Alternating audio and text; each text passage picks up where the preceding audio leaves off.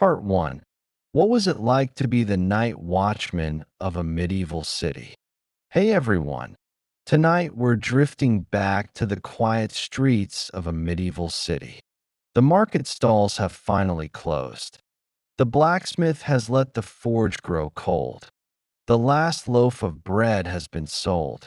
And even the stray dogs seem too tired to argue with one another. So dim the lights, settle into your favorite blanket, and let your thoughts wander through narrow stone lanes lit only by flickering torches in a generous helping of moonlight. Tonight, we're spending our time with one of the least glamorous jobs in medieval Europe. No crowns, no castles filled with extravagant feasts, no heroic knights charging into battle while somehow keeping their capes perfectly clean. Instead, we're following the lonely footsteps of the night watchman. If you enjoy peaceful journeys through history, you already know the routine.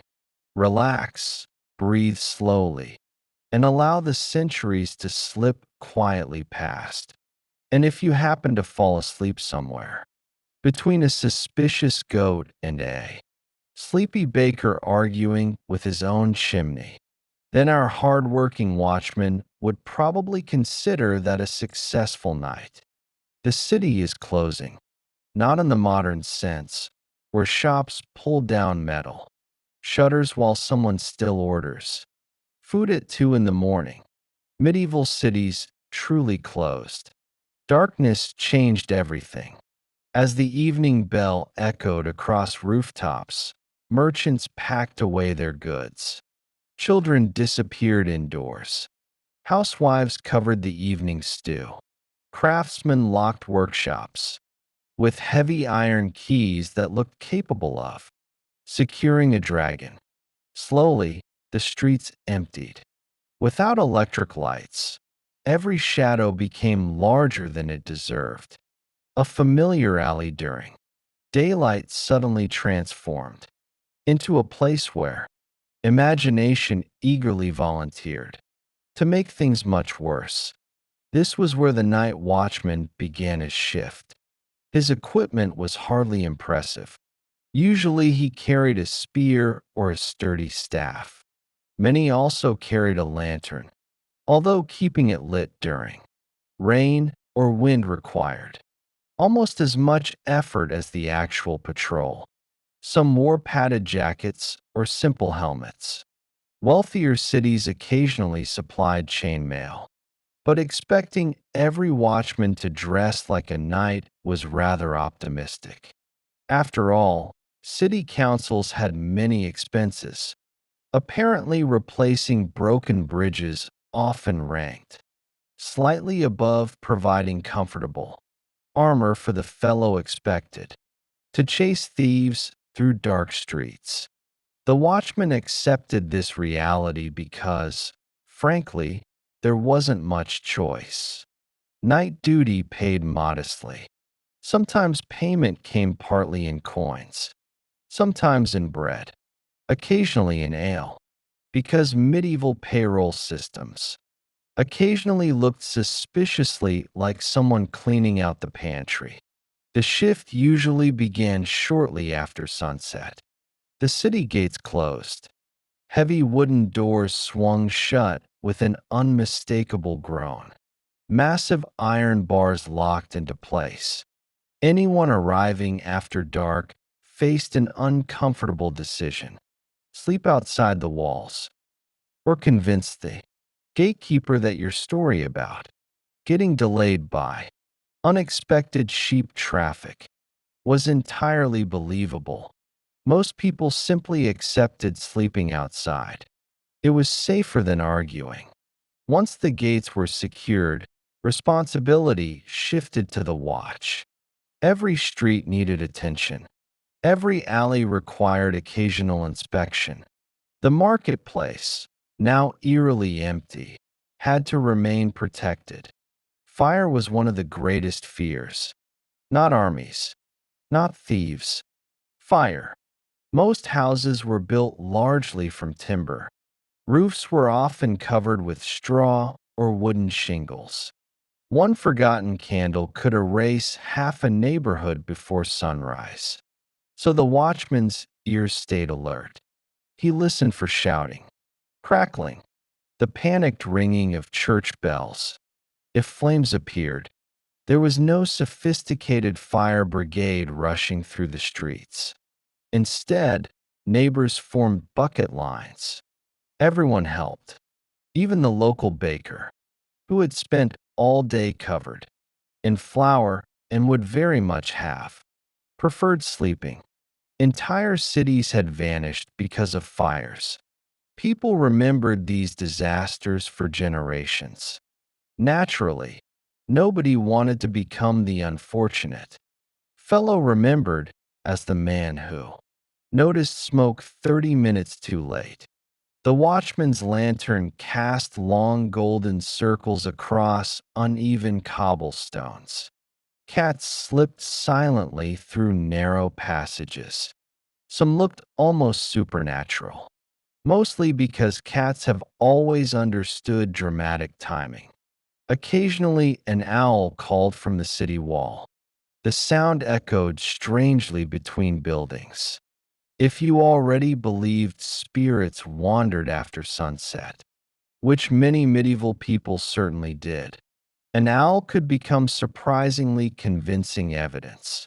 Ghost stories flourished during these long nights. The watchman probably heard them all. Restless monks, headless soldiers, women dressed in white who vanished around corners, dogs that supposedly barked at invisible visitors. Every generation confidently insisted these tales were absolutely true. Every generation also added several new ones. It made long patrols slightly more interesting, or considerably more stressful, depending upon your imagination. The watchman was expected to announce the hours. In many towns, he called loudly into the darkness. The hour is 10, and all is well, or something similar. Every city had its own traditions. This accomplished several things. First, it reassured honest citizens that someone remained awake. Second, it reminded thieves that someone remained awake. Third, it reassured the watchman himself that he hadn't accidentally wandered into complete silence, because silence can become surprisingly unsettling after several hours. Sometimes another watchman answered from across the city. Their voices drifted through empty streets. Brief, calm, professional, rather comforting, like distant reminders that you weren't the only soul resisting sleep. Weather rarely cooperated. Winter nights stretched endlessly. Cold settled into boots. Fingers stiffened around wooden staffs. Lantern oil thickened. Snow muffled footsteps until the entire city seemed wrapped beneath a heavy blanket. Summer brought different problems: mosquitoes, humidity, the lingering smell from nearby stables. Cities were cleaner than many popular myths suggest, but they certainly weren't fragrant. Open drains existed. Animals shared space with people. Leather workshops produced memorable aromas. Tanneries could be detected long before becoming visible. A watchman developed remarkable tolerance, or an equally remarkable inability to smell anything anymore. Rain was perhaps the least enjoyable companion.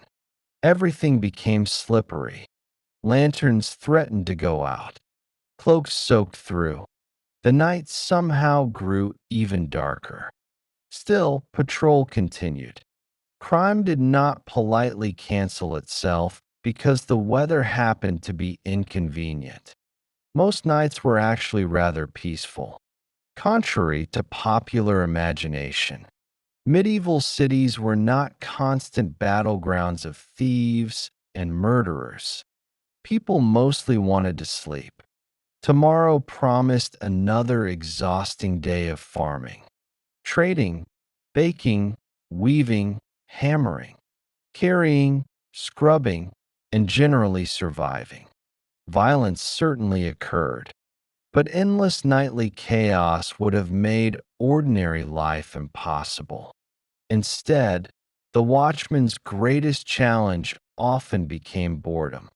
Hours passed, footsteps, lantern light, church towers, quiet breathing. Repeat. He probably knew every loose stone in the road, every squeaky gate, every dog that barked at precisely the same moment each evening. Routine became strangely comforting until suddenly someone shouted, not always because of danger, sometimes because someone had enjoyed slightly too much ale. Medieval taverns were lively places. Beer was safer than questionable drinking water in many areas, and people appreciated ending long workdays with conversation. Eventually, someone stumbled home singing, usually badly.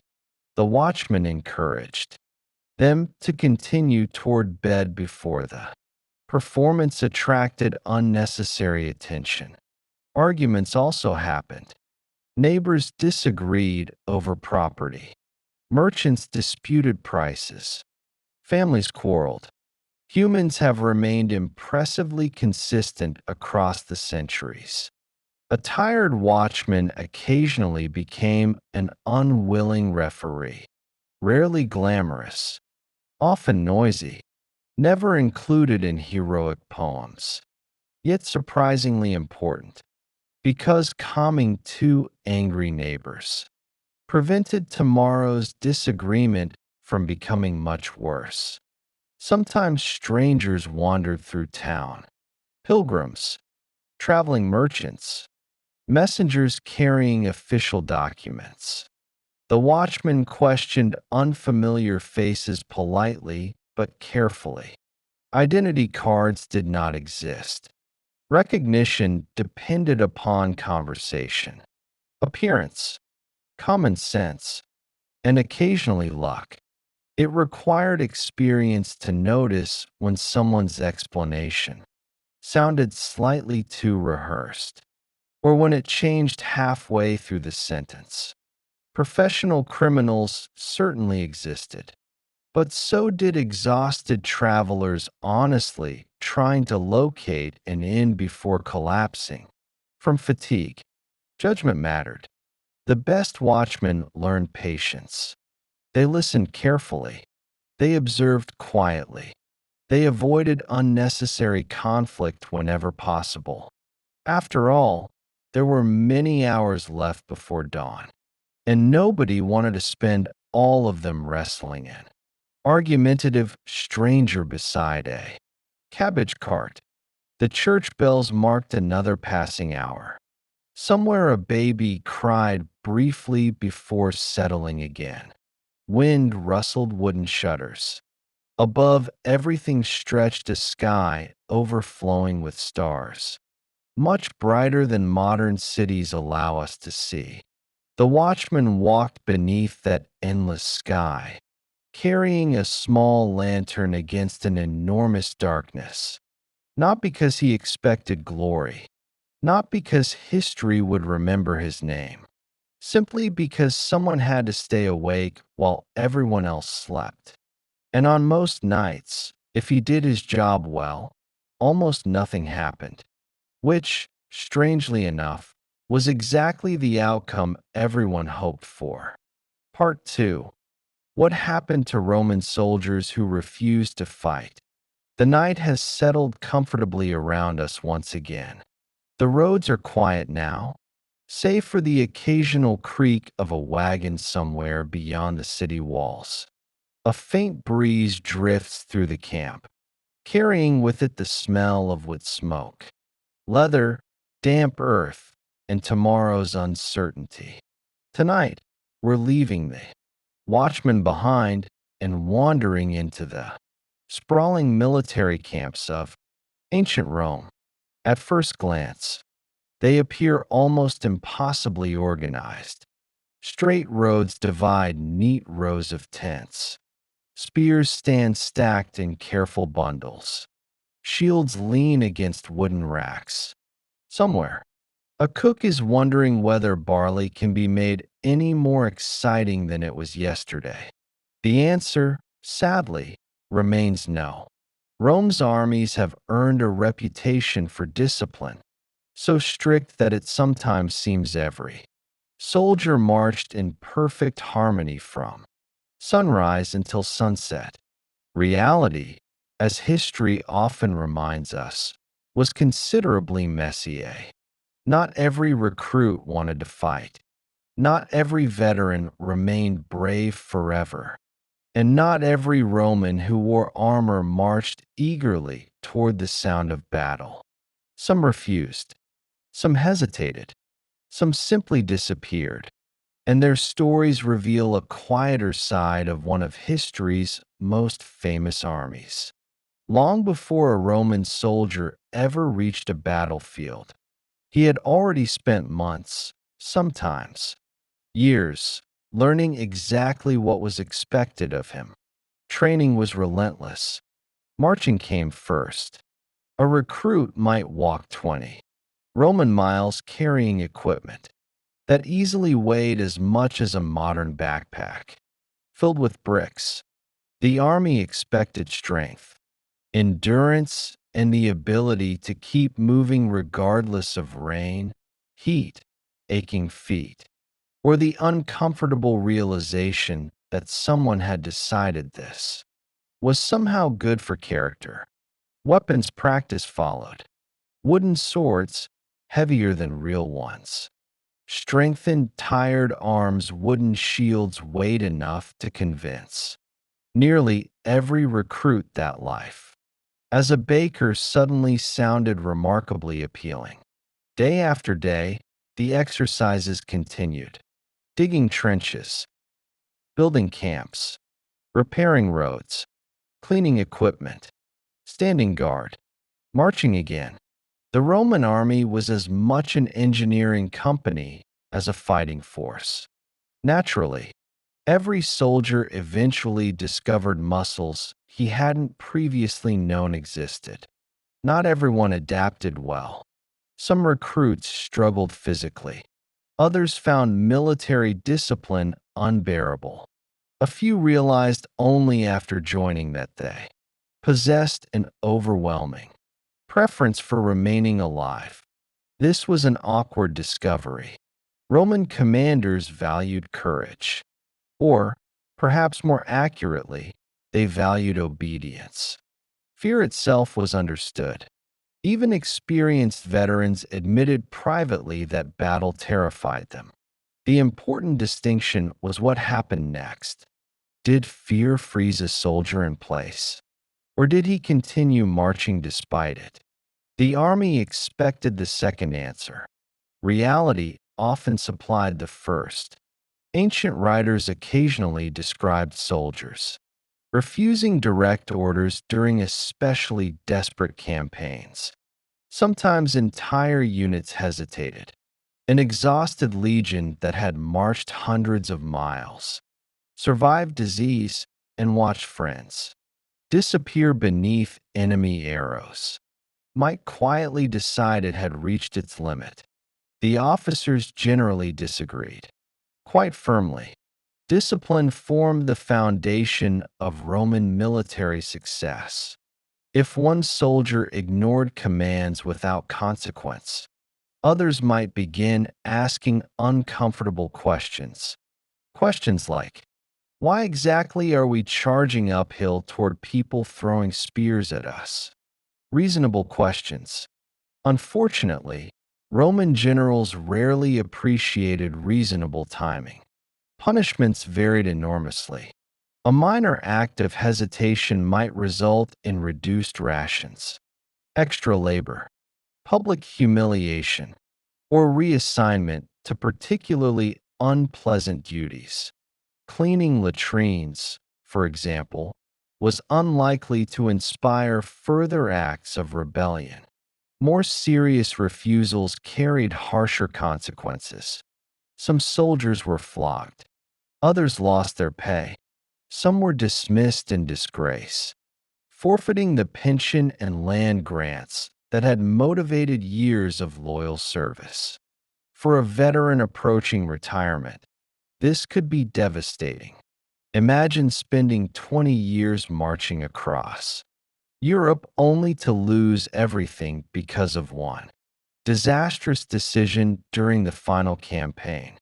Roman commanders understood that fear spread quickly. They also understood that punishment spread quickly. Both could influence an army. Finding the right balance proved difficult. Not every officer succeeded. History remembers a particularly grim punishment called decimation.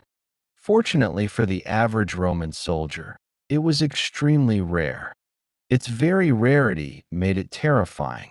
If an entire unit mutinied or abandoned its position, commanders occasionally selected one man in every 10 by lot. The unfortunate chosen soldiers were executed by their own comrades.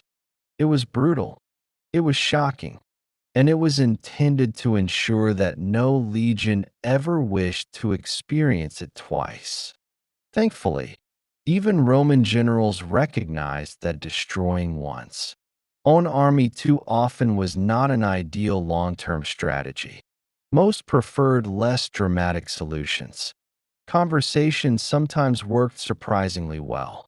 Before major battles, commanders delivered speeches reminding soldiers of previous victories.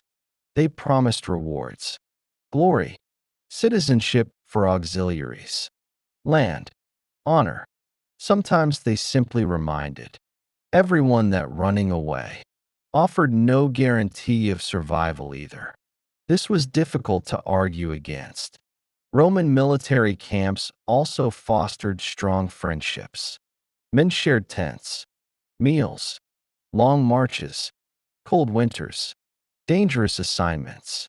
Years together created powerful bonds. Many soldiers fought not for distant emperors, but for the companions standing beside them. No one wanted to abandon friends. Even frightened men often found courage in loyalty rather than ambition. And that quiet loyalty may have been one of Rome's greatest military strengths. The empire certainly possessed impressive weapons, excellent roads, remarkable organization. Yet beneath all of it stood ordinary people, people who became homesick, who missed their families, who dreaded tomorrow's battle, who wondered whether they would ever again see the village where they had grown up. Those thoughts rarely appeared in grand, triumphal monuments. Stone carvings prefer victories. They seldom carve anxiety into marble, yet anxiety accompanied every campaign. Some soldiers attempted desertion, not always during battle, sometimes during long marches, sometimes while stationed in distant provinces thousands of miles from home. Tracking them down became another responsibility for military authorities. A deserter faced severe punishment if captured, but escaping successfully was not impossible. The empire was vast. Forests stretched for miles. Mountains separated provinces. Borders shifted constantly. Some disappeared into remote villages where few questions were asked. Others were caught within days. Luck played an undeniable role. For many veterans, retirement eventually arrived. Those fortunate enough to complete their service received land, money, or other rewards depending upon the period. Many settled peacefully. Some became farmers. Others entered local government. A few probably spent the rest of their lives insisting every conversation somehow returned to military discipline. Every generation includes people who begin stories with, back in my day. Rome was no exception, as dawn slowly approached over the camps. Another day of marching waited beyond the horizon. The soldiers would shoulder their packs once more. Sandals would strike dusty roads. Standards would rise into the morning light. Most would continue. A few would hesitate. Some would refuse. And history, despite its fascination with emperors and victorious generals, quietly reminds us that even the greatest armies were built from ordinary human beings capable of remarkable courage, understandable fear, and difficult choices. The empire expected unwavering obedience. Human nature, as always, had other ideas. Part 3. Who were the loneliest women living in medieval castles? Welcome back. Tonight, we leave behind the marching columns of Roman soldiers and travel forward several centuries to a world of stone towers, narrow spiral staircases, and castles perched on windswept hills. From a distance, a medieval castle can seem almost magical. Thick walls rise above the countryside. Colorful banners flutter in the breeze. Sunlight catches the tops of towers, making them appear almost golden for a few brief moments each morning. Many stories tell us that castles were places of grand feasts, noble romances, and heroic knights returning from glorious adventures. Real life was often much quieter. For many women who lived within these walls, the greatest challenge was not danger, but isolation. A castle could be crowded with servants, soldiers, cooks, stable hands, and visiting merchants. Yet loneliness still found room to settle into every stone corridor. The walls that protected a noble, family from enemies also, separated them from much of the world. Imagine waking before sunrise in a chamber whose windows are little, more than narrow slits in the stone. The room is cold. Even in spring, the walls hold the memory of winter. A small fire burns in the hearth, though it struggles to warm such a large space. Outside, the castle is already awake. The kitchen servants begin baking bread. Stable boys feed the horses. Somewhere in the courtyard, a blacksmith starts hammering iron. The sound echoes through the castle, bouncing from wall to wall until it becomes part of the morning itself. For a noblewoman, however, the day often followed a familiar rhythm. She might oversee the household accounts, inspect the kitchens, direct servants, arrange supplies for the coming weeks, check the linen stores, review deliveries of grain, cheese, salted fish, or wine. These responsibilities were important. A poorly managed household could quickly become an uncomfortable one. Food had to last through winter. Candles needed replacing. Clothing required constant repair. Nothing simply arrived at the push of a button. Every loaf of bread represented someone's labor. Every blanket had taken weeks to weave. Running a castle was remarkably similar to managing a small village. Yet responsibility did not always bring companionship. Many noble marriages were arranged when the bride was still very young. Love was rarely the first consideration. Land mattered. Alliances mattered. Inheritance mattered. Affection, if it appeared at all, usually arrived later. Sometimes it never arrived. A young woman might leave everything she had ever known: her family, her childhood home, the familiar voices she had heard since infancy. She would travel for days, or even weeks before arriving at a castle owned by people she had never met. The wedding might last only a single day. Its consequences could shape the rest of her life. The language itself could feel unfamiliar. Europe was filled with countless dialects. Even neighboring regions often spoke differently. A bride moving across a kingdom sometimes understood only fragments of daily conversation. Imagine trying to make friends while constantly wondering whether you had misunderstood half the sentence. It required patience and courage. Some women adapted quickly, others never truly felt at home. Their husbands were frequently absent. War demanded attention. So did royal courts, diplomatic missions, pilgrimages, hunting expeditions that somehow lasted several weeks. The lady of the castle remained behind. She managed affairs, made decisions, waited. Waiting became an ordinary part of medieval noble life.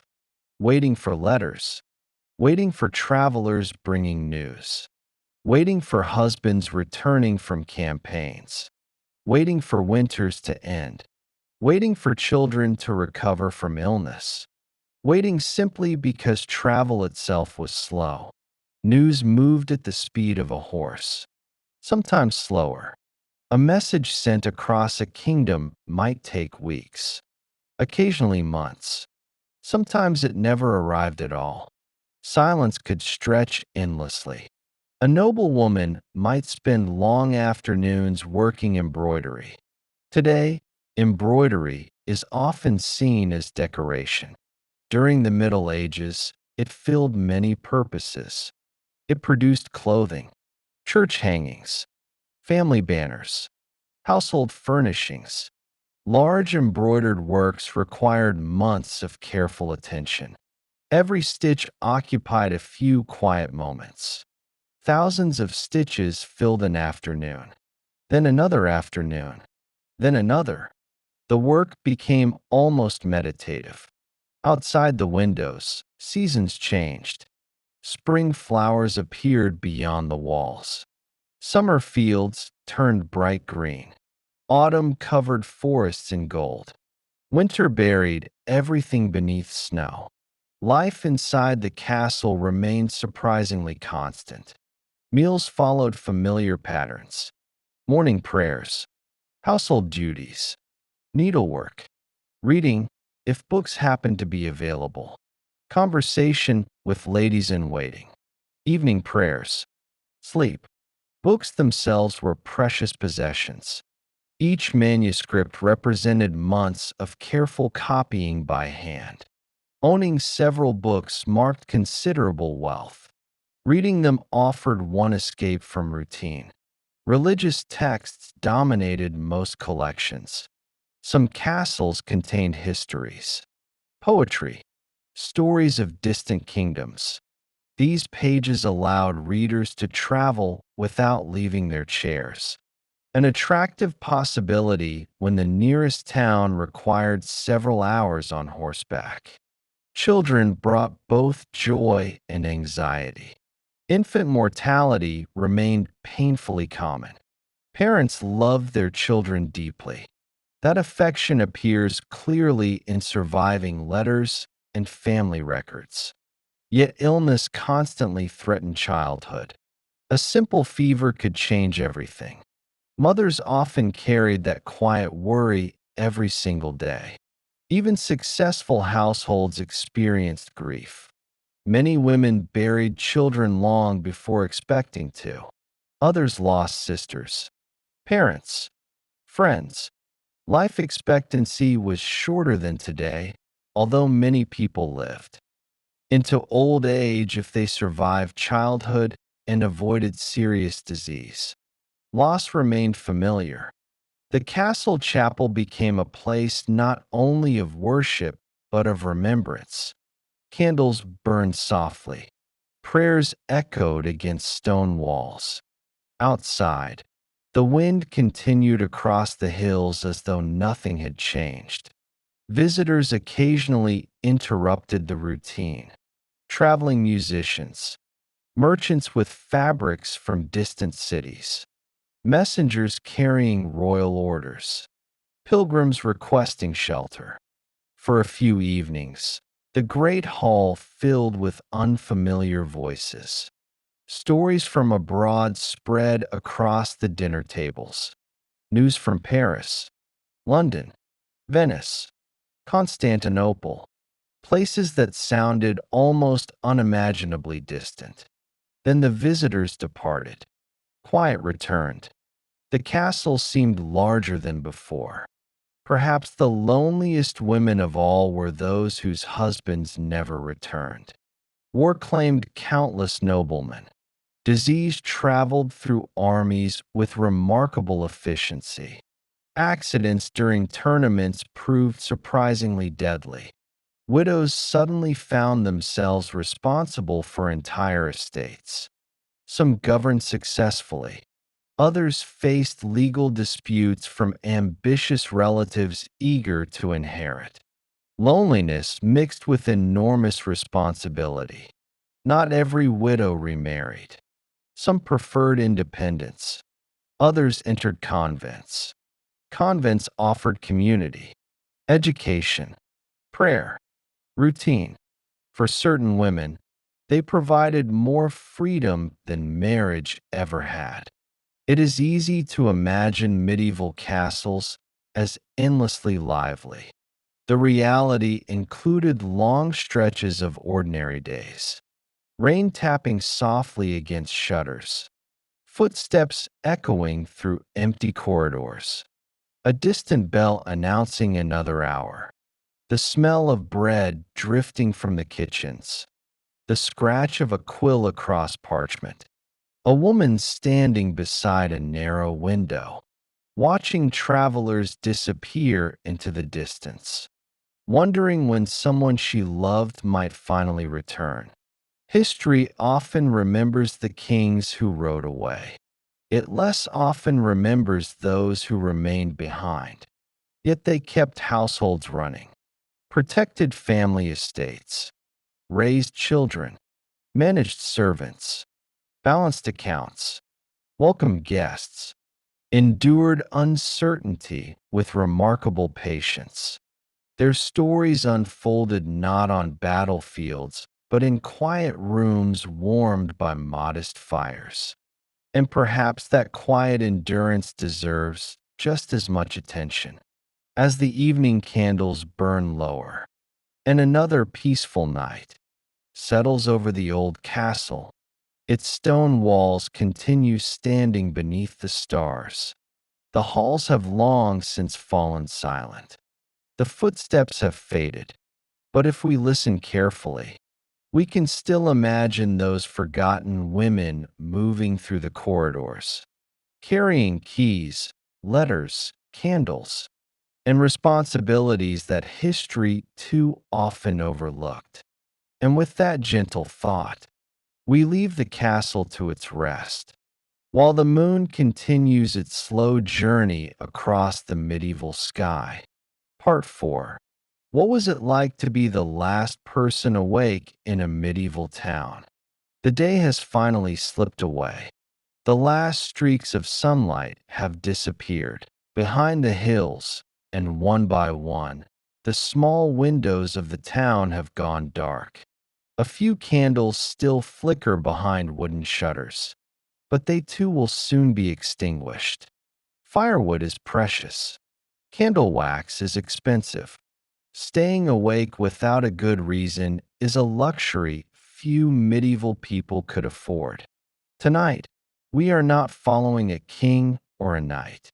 Instead, we are spending the night with the last ordinary person still awake in a medieval town. It might be the baker preparing tomorrow's bread. It could be the innkeeper, waiting for a traveler who promised to arrive before midnight. Perhaps it is the town watchman making one final round through the narrow streets. Or maybe it is a mother gently rocking a restless child beside a fading fire. Whoever they are, they find themselves in a world that feels entirely different from the busy town that existed only a few hours earlier. During daylight, medieval towns were surprisingly noisy. Blacksmiths hammered iron from sunrise until evening. Merchants called out prices. Children ran through muddy lanes with endless energy. Church bells marked the passing hours. Dogs barked. Chickens wandered wherever they pleased, apparently convinced they owned every street. But after sunset, the noise slowly dissolved. One door closed, then another. The market square emptied. The smell of fresh bread gave way to the scent of damp stone and cooling fireplaces. By midnight, silence settled over the rooftops like a heavy blanket. Not complete silence, of course. There was always something. A horse shifting inside the stable, the distant hoot of an owl, wind brushing against wooden signs outside shuttered shops, the quiet trickle of water from a nearby stream. To someone awake alone, every small sound seemed larger than it really was. A loose shutter, tapping against a wall could easily become the footsteps of an unseen visitor.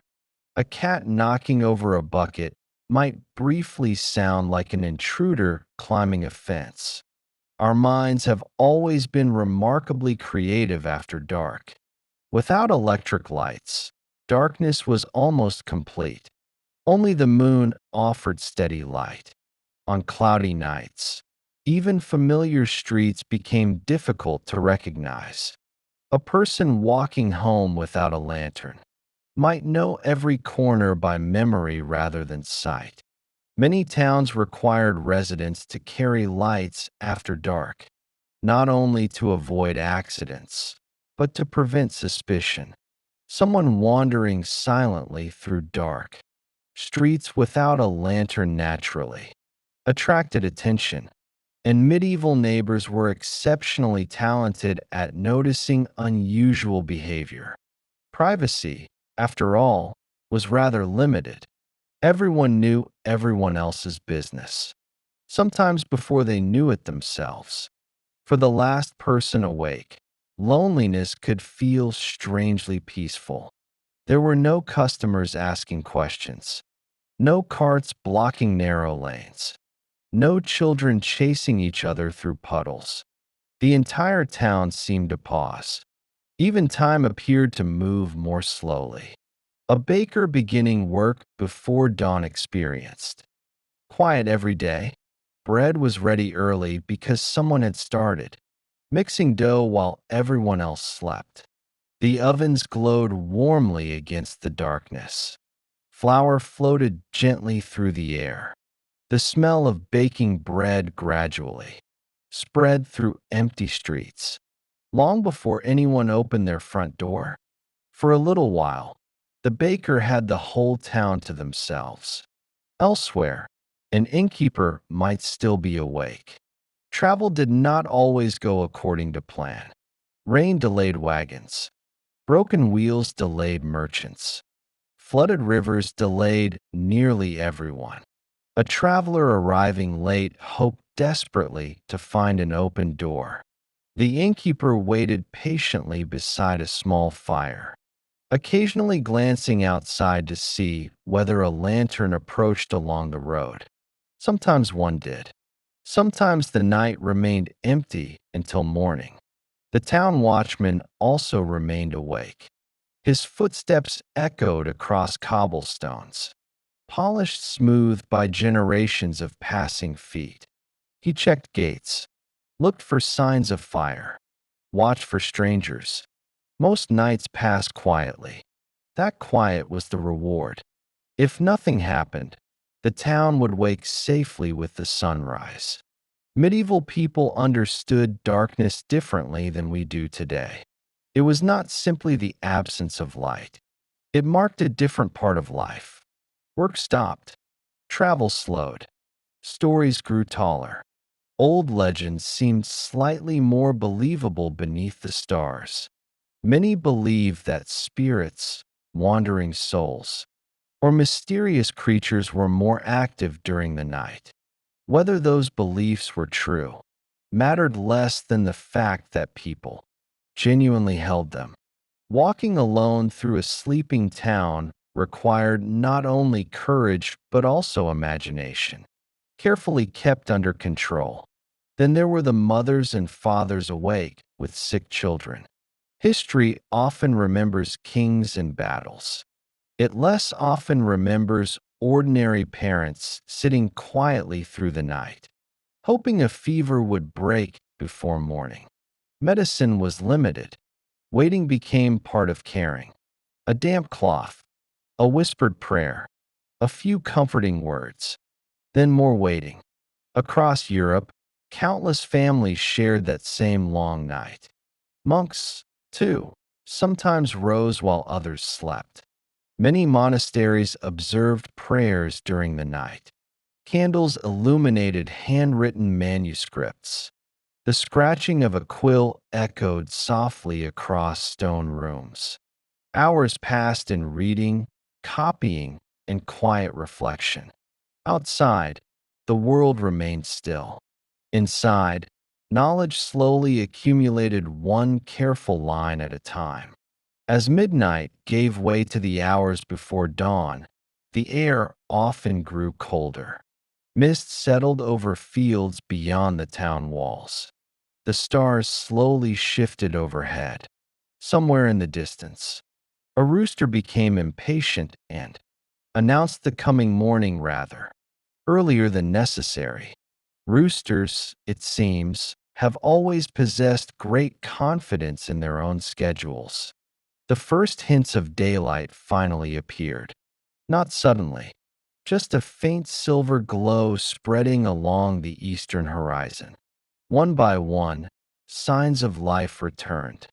Smoke curled upward from chimneys. Stable doors opened.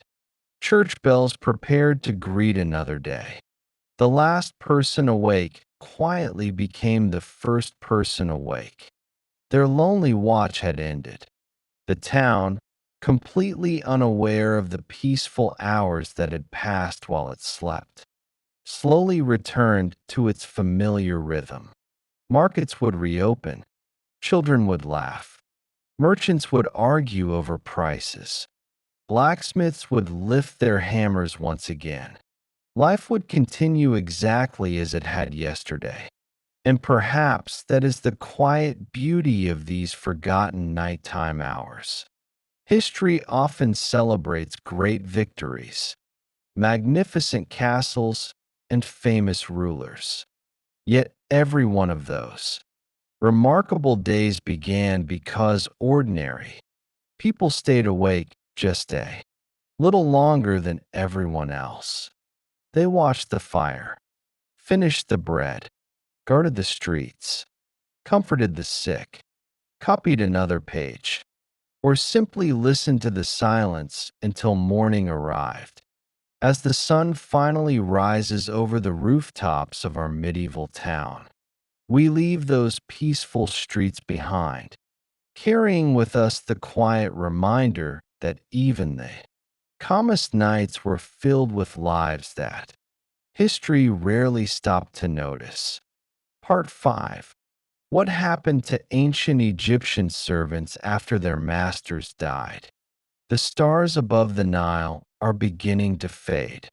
A cool breeze moves quietly across the river, carrying the scent of wet reeds and fertile earth. In the distance, the first birds have not yet begun to sing. Even the fishermen remain asleep, their boats resting gently against the muddy banks. Tonight, our journey takes us much farther back in time, thousands of years before medieval castles and Roman legions. The people of ancient Egypt built a civilization that lasted for more than 3 millennia.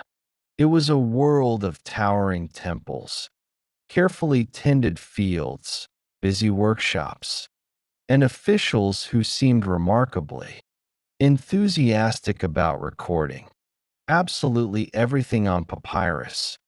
Behind the grandeur of pharaohs and pyramids lived countless ordinary workers.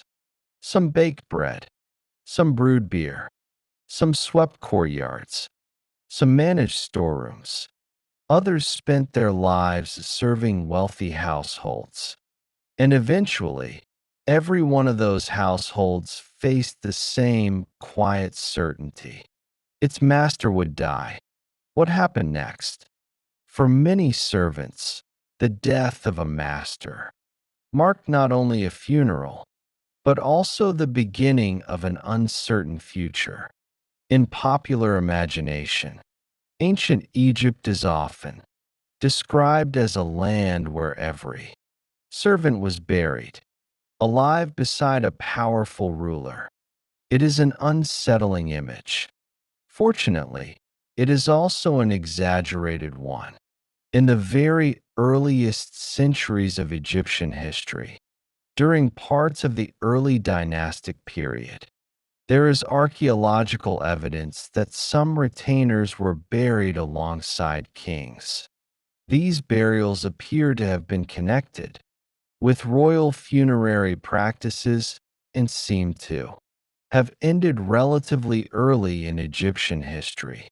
By the time of the Old Kingdom, when the Great Pyramids were being built, this practice had largely disappeared.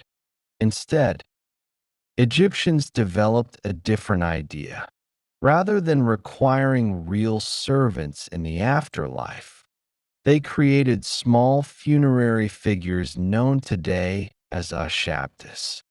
These carefully carved figurines were placed inside tombs. According to religious belief, they could magically perform work for the deceased in the next world. It was a remarkably practical solution.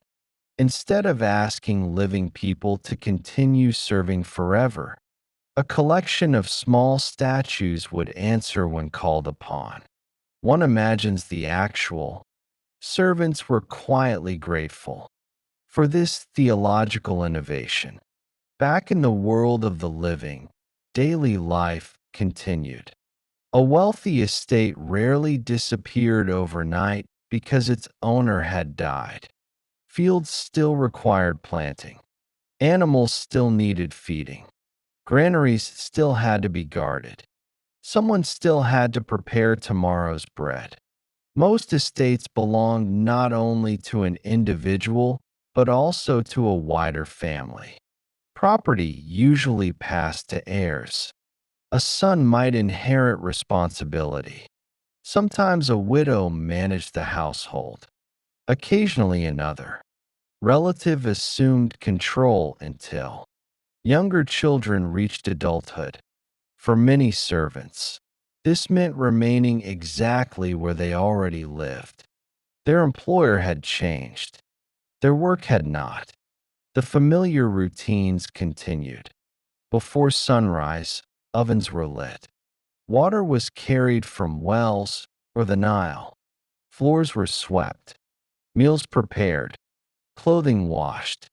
Nothing paused simply because a funeral had taken place. Life in ancient Egypt depended upon rhythm. The river flooded. The waters retreated. Seeds were planted. Harvest followed. The seasons ignored human sorrow. Still, mourning occupied an important place. Elite funerals could last many days. Professional mourners sometimes joined family members in public displays of grief. Priests recited sacred words. Offerings of bread, beer, meat, fruit, and flowers accompanied the deceased. Servants often helped organize these ceremonies. They prepared food, cleaned the household, received guests, maintained order while relatives gathered. Behind every impressive funeral stood many ordinary people, ensuring everything happened smoothly. The work itself could be exhausting, yet it also reflected something deeper. Ancient Egyptians believed that remembering the dead mattered greatly. A person whose name continued to be spoken remained connected to the living. Families returned regularly to tombs with offerings: bread, beer, fresh water, flowers, incense. These visits formed an ongoing relationship rather than a final farewell. Some servants probably participated in maintaining family tombs long after their original master had died. The deceased, in a sense, remained part of the household. Not everyone serving wealthy families was enslaved. Ancient Egyptian society included many different kinds of labor. There were household servants born into service, hired workers, estate managers, skilled craftsmen, agricultural laborers, and people who had entered servitude through debt or as prisoners captured. In war, their experiences varied enormously. A senior steward managing a large estate enjoyed responsibilities very different from someone cleaning courtyards or grinding grain each morning. Titles mattered, skill mattered, experience mattered. An efficient steward could remain indispensable even after one generation gave way to the next. Records carved into tomb walls occasionally preserve the names of trusted officials who served noble families for decades. Some earned enough respect to receive comfortable burials of their own. They were not forgotten merely because they served another household. Indeed, loyalty could become a source of honor. Children born within servant families often continued similar occupations, skills passed naturally between generations. A daughter learned weaving. A son observed accounting in the granaries. Another learned to care for livestock. Knowledge accumulated quietly over many years. Large estates depended upon experienced workers who understood every corner of the property. Replacing them would have been difficult. For that reason alone, many heirs preferred continuity over sudden change. Of course, not every inheritance proceeded peacefully. Families argued. Documents disappeared. Boundaries became suspiciously flexible. Neighbors occasionally remembered landlines rather differently after a wealthy owner was no longer alive. Human nature has always displayed remarkable creativity where inheritance is concerned. Servants sometimes found themselves caught between competing claims. Remaining neutral was usually the safest course, though even neutrality required careful judgment. Religion also offered comfort. Ancient Egyptians viewed death not as an ending, but as a passage into another form of existence. The deceased hoped to continue farming, celebrating, eating, and living in the beautiful field of reeds, an idealized landscape reflecting the fertile Nile Valley. Preparation for this journey occupied tremendous attention. Mummification preserved the body. Amulets offered protection. Spells from funerary texts guided the soul. Every careful ritual reflected hope rather than despair. For the living servants who remained behind, daily responsibilities continued beneath the same warm Egyptian sun. Fields shimmered green beside the river. Children laughed in village lanes. Boats glided quietly across calm water carrying grain, stone, papyrus, and travelers. One generation departed. Another stepped forward. The household endured. Perhaps that is one of the quieter lessons ancient Egypt leaves us. Its greatest monuments may seem timeless, but the civilization itself rested upon ordinary routines. carried out by countless unnamed people. Someone swept temple floors before sunrise. Someone baked bread for workers. Someone counted jars of grain. Someone watered gardens. And when a master died, those ordinary lives rarely came to a dramatic stop. Instead, they adapted. They mourned. They welcomed a new head of the household. Then, as the Nile continued its patient journey toward the sea, they returned to the work that kept one of history's longest lasting civilizations alive. As dawn spread softly across the river and the first rays of sunlight touched the distant temples, we leave ancient Egypt behind for now. The boats begin to move once again. The markets slowly awaken, and another ordinary day begins, built, as so many days in history were, by people whose names have mostly faded, but whose work never truly disappeared. Part 6. How did medieval peasants survive the coldest winters without modern heating? The first snow has begun to fall, not in great swirling storms, but in quiet flakes that drift gently through the evening air. They settle on rooftops of thatch and wooden shingles, soften the branches of bare trees, and slowly cover the narrow paths leading between cottages. Tonight, we leave behind the warm sands of ancient Egypt and travel to the chilly villages of medieval Europe, where winter was not simply another season. For many families, it was the greatest challenge of the entire year. There were no radiators humming softly in the corner, no electric blankets, no thermostats to adjust with the touch of a finger. Warmth had to be earned every single day, and sometimes, despite everyone's best efforts, there simply was not enough of it. For a medieval peasant, preparation for winter began long before the first frost appeared. While summer fields glowed green beneath the sun, families were already thinking about the cold months ahead. Firewood had to be gathered, not a few bundles, entire stacks. Wood was as valuable as food during winter. Without it, cooking became difficult. Without cooking, even stored grain became much less useful. Children often helped collect fallen branches from nearby forests. Larger logs required axes, carts, and considerable effort. Every piece mattered. A careless family that burned too much wood in early winter might discover, sometime in February, that they were staring at an empty woodpile while the coldest weeks still lay ahead.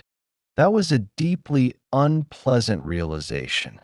The cottages themselves were small, much smaller than many modern homes. To us, they might appear cramped. To a medieval family, smaller rooms meant something very practical. They were easier to keep warm. Most cottages contained a single main room where nearly everything happened. Meals were cooked, clothes were repaired, children played, tools were mended, stories were shared, and when night arrived, everyone slept nearby, not because privacy was unpopular, but because shared body heat was surprisingly useful. It turns out that humans make rather effective heaters. The family fire usually occupied the center of the room or rested beneath a simple chimney, depending on the region and the century. Earlier, homes often allowed smoke to drift upward before escaping through a hole in the roof. It was hardly perfect. Eyes watered, walls darkened with soot. The smell lingered in clothing. Yet the smoke also had an unexpected advantage. It helped preserve the wooden roof by discouraging insects and slowing decay. Sometimes inconvenience arrived with a curious side benefit. The fire rarely burned brightly all night. Fuel was too precious. Instead, People carefully banked the embers beneath ash before sleeping. In the morning, they hoped those glowing coals still lived beneath the gray surface. If they did, the day's first fire could be coaxed back to life. If not, someone had to borrow fire from a neighbor. Fortunately, neighbors understood.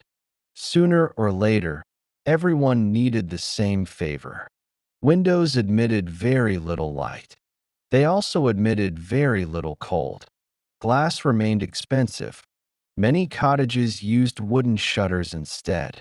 Some covered small openings with oiled cloth or animal horn, thin enough to let in a little daylight while keeping out the worst of the wind. The result was dim, but considerably warmer. Clothing played an equally important role. Medieval peasants did not own wardrobes overflowing with fashionable choices. Most possessed only a few garments. A linen shirt formed the first layer. Over this came wool. Wool was remarkable. Even when damp, it continued providing insulation. A thick wool cloak became one of the most valuable possessions a person could own. It accompanied its owner to fields, markets, church, and long winter walks. If properly cared for, it lasted many years. Hands and feet required special attention. Cold fingers made spinning thread difficult.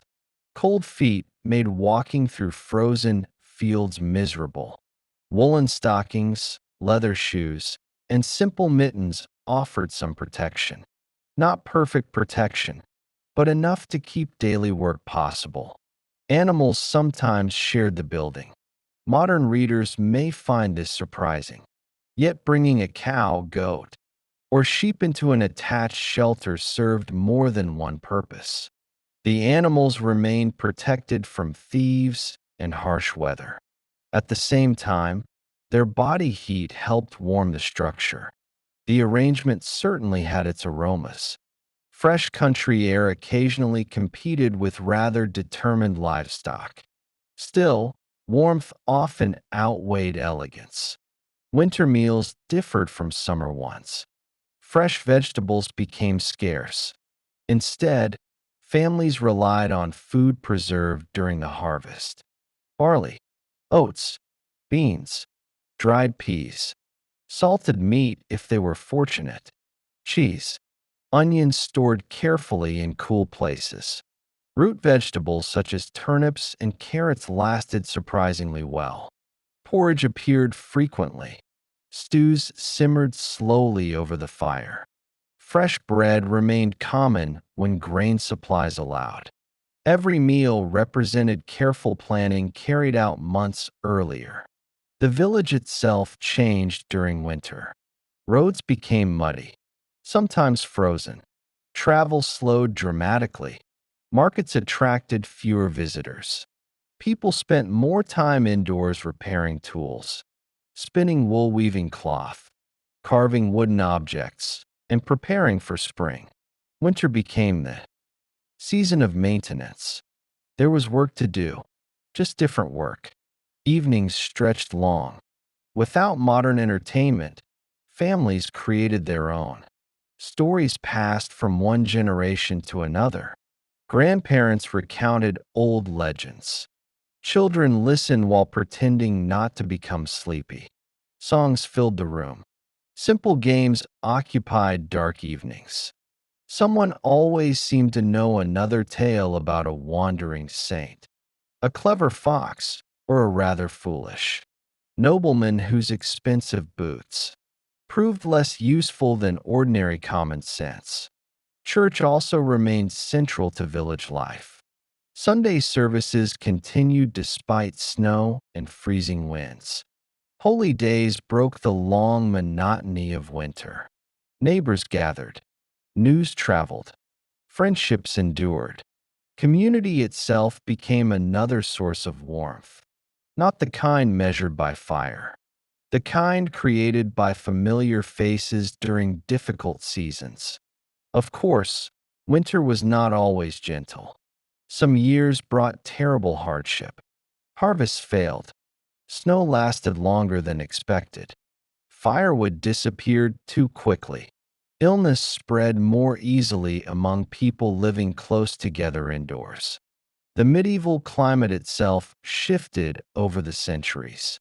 Certain periods were milder, others colder, the beginning of what historians call the Little Ice Age made winters especially challenging. In many regions of Europe, yet villages endured, year after year, generation after generation.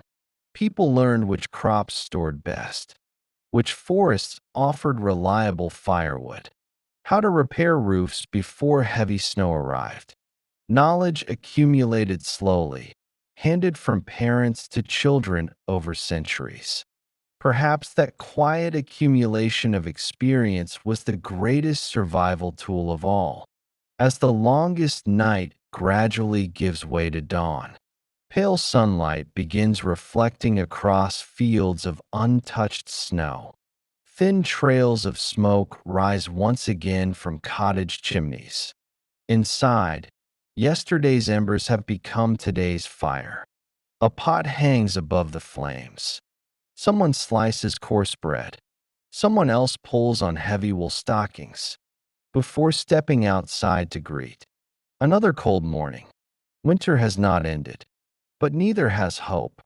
For medieval peasants, survival rarely depended upon extraordinary heroics. It depended upon ordinary habits repeated faithfully every day. Gathering wood, sharing food, repairing clothes, helping neighbors, keeping the fire alive. Small tasks, quietly performed, carried families through the coldest months until spring finally returned.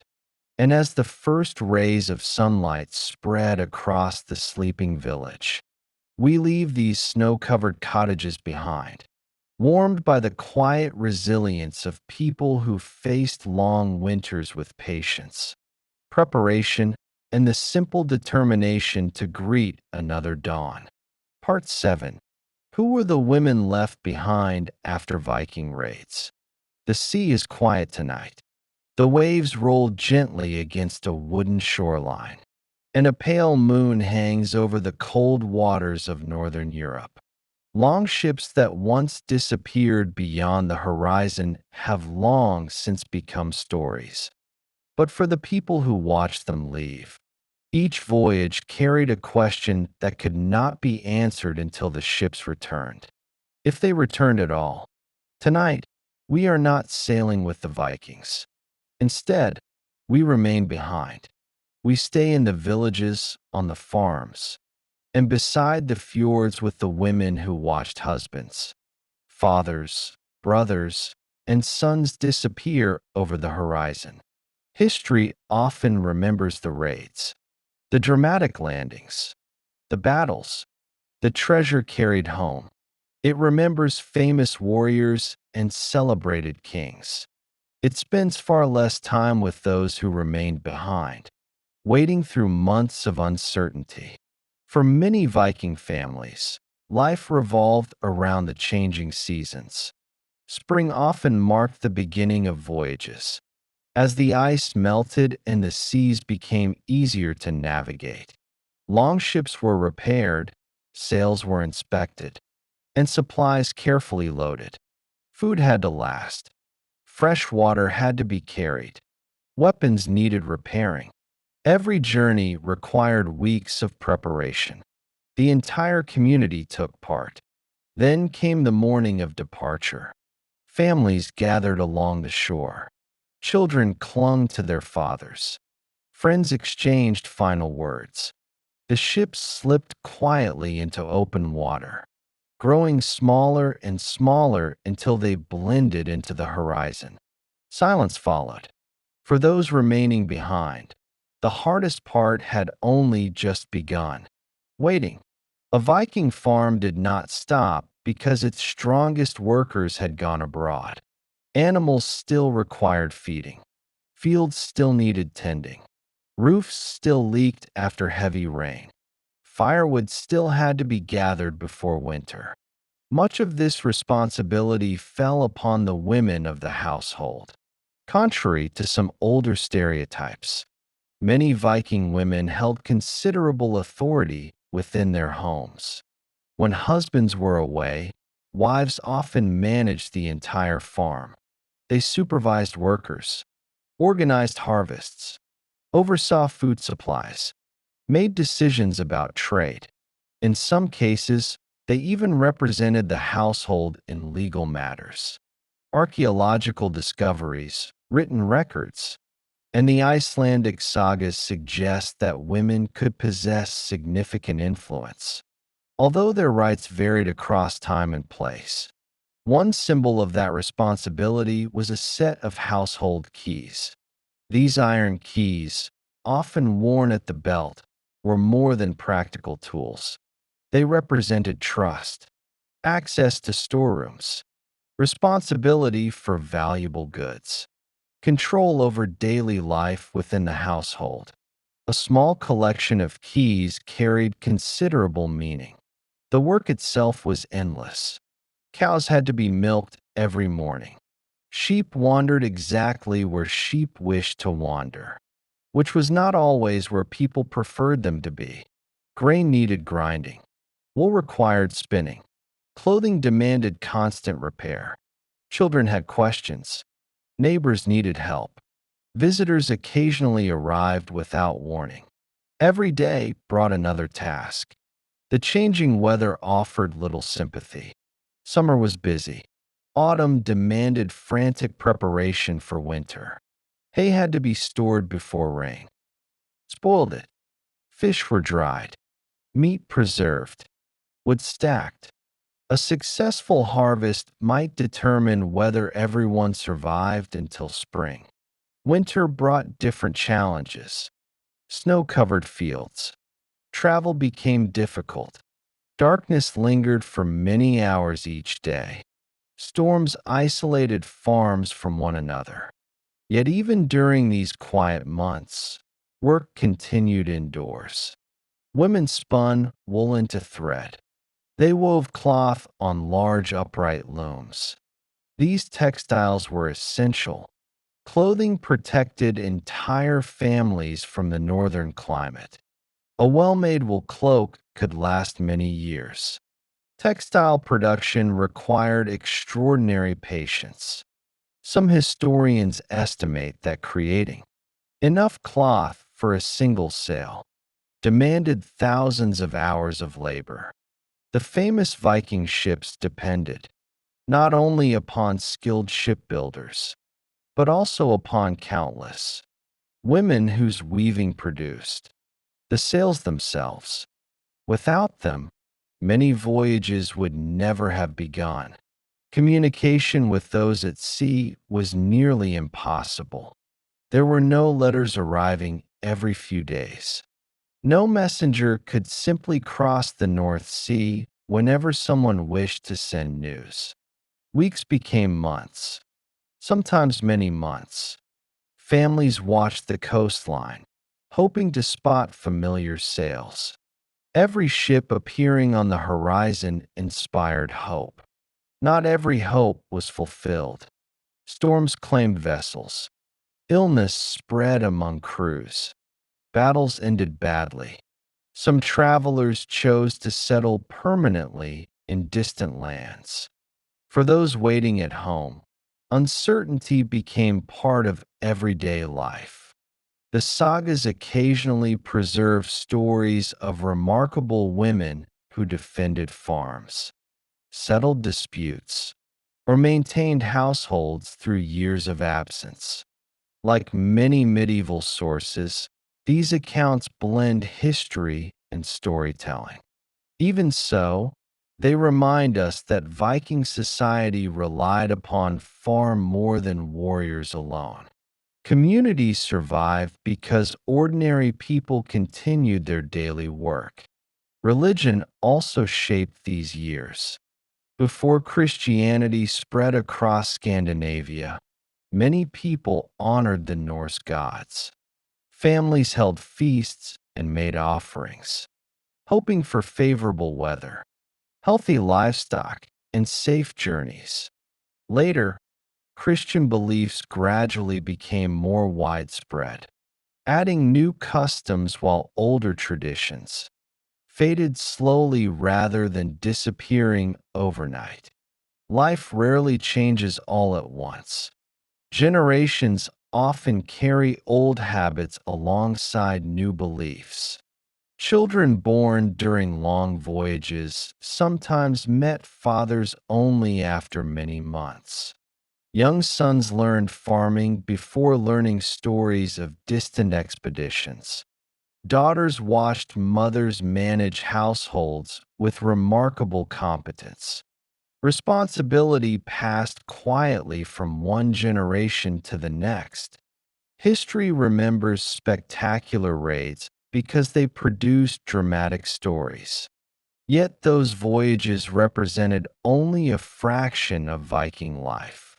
Most days were filled with ordinary routines: repairing fences, baking bread, preparing cheese, caring for livestock, mending clothing beside the fire, watching snow drift beyond the doorway, listening for footsteps that might finally announce a loved one's return. When the ships did come home, the village changed instantly. Children ran toward the shore. Families embraced.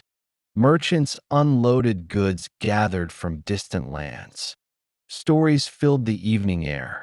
Some journeys brought silver. Others brought silk.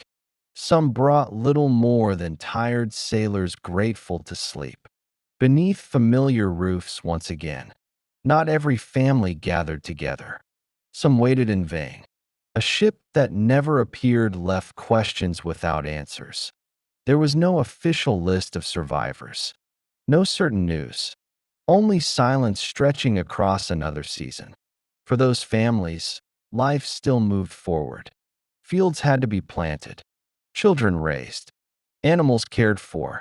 Grief quietly settled beside ordinary responsibilities.